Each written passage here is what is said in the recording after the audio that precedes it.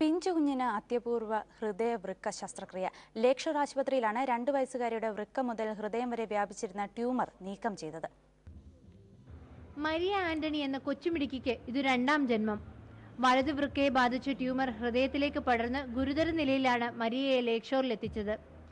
വിജയസാധ്യത വളരെ കുറഞ്ഞ ഒരു മേജർ ഓപ്പറേഷനിലൂടെ മാത്രമേ മരിയയെ ട്യൂമറിൽ നിന്ന് രക്ഷിക്കാനാകൂ എന്ന് കണ്ടെത്തിയ ഡോക്ടർമാർ ശസ്ത്രക്രിയ നടത്താൻ തീരുമാനിക്കുകയായിരുന്നു.